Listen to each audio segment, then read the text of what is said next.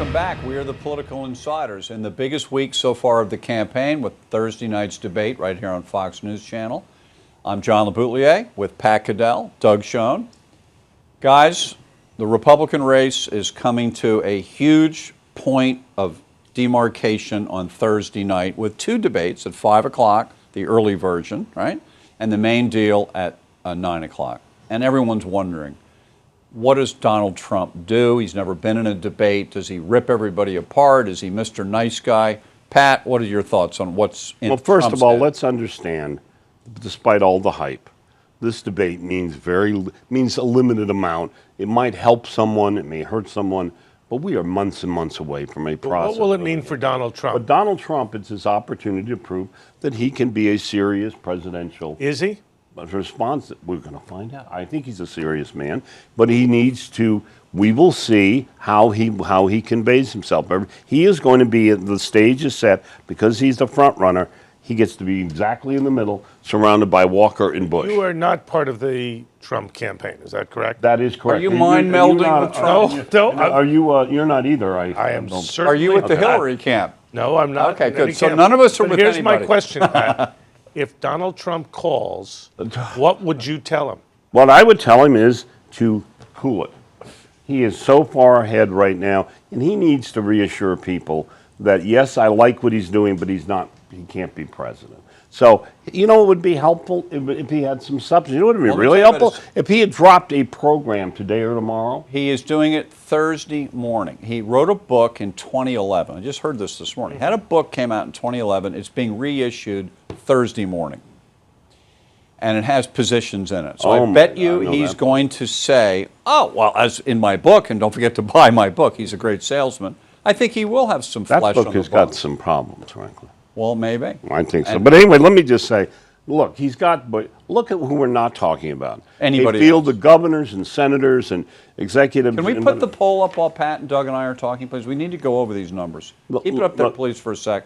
Talk to that, Pat. I was stunned the other day at the National Urban League when Hillary Clinton got up and mounted her, and I think Doug was very eloquent on this last night. Hillary Clinton showed she knew how to take it to the Republicans and the Bush, who she presumes is the front runner. Jeb Bush was a speaker 2 speakers later and couldn't respond. Right. All I could think of was, could you imagine the response that Donald Trump would have given? Oh, my God. Can you imagine the response even Carly Fiorina, who has been very tough on everybody, or any other candidate?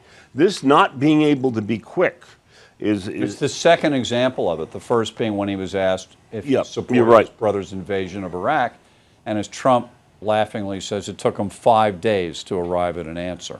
To a question they should have anticipated. All right, Doug, you haven't said a word here. Where are we at? Well, I think the most telling statistic, John, Back, in can we this put poll, this back up? yeah, let's talk to is this. Jeb Bush's 14%.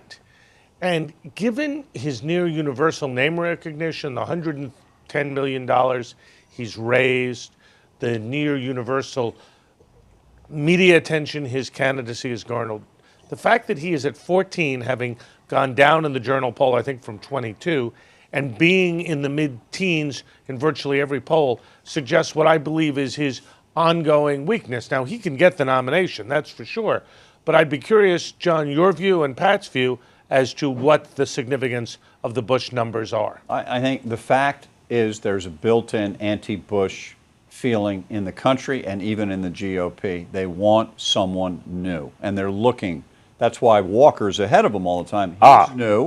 He's new, but we're going to get our first real national look at him live, not reading a speech on Thursday night.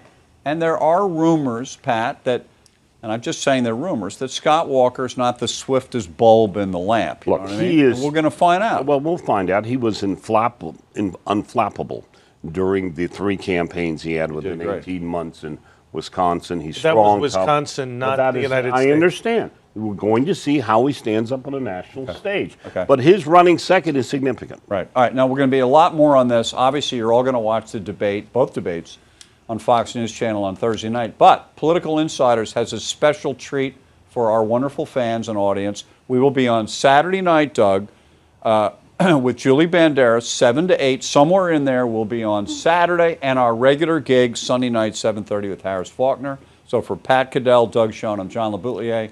Thanks for watching. Have a great week. See you Saturday and Sunday.